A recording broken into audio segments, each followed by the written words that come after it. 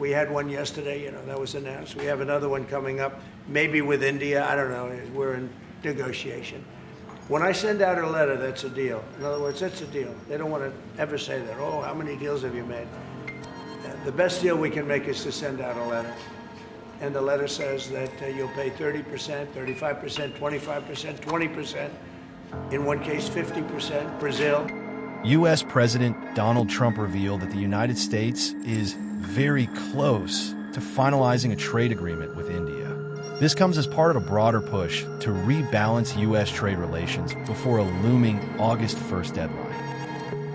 An Indian trade delegation arrived in Washington earlier this week for high-level discussions with U.S. officials. While key sticking points remain, such as data localization, tariffs on electronics, and agricultural imports, Trump's optimism signals real momentum. So, if you look at that, China, first row, China, 67%. That's tariffs, George. Turning to Europe, Trump noted that the European Union, which he described as brutal in past negotiations, is now being very nice as discussions heat up.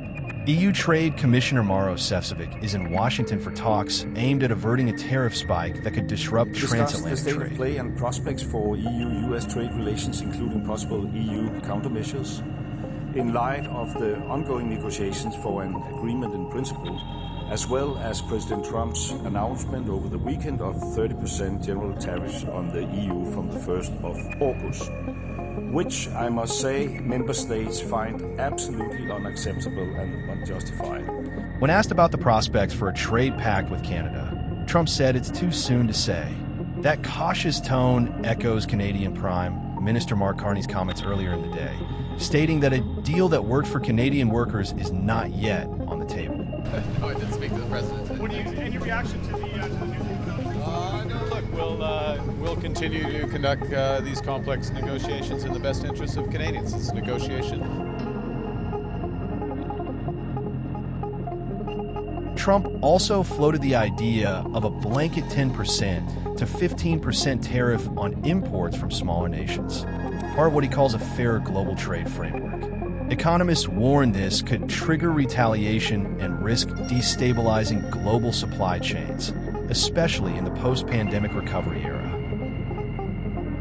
With duties on U.S. imports set to rise again on August 1st, time is running out for finalizing agreements that could reshape America's global trade policy.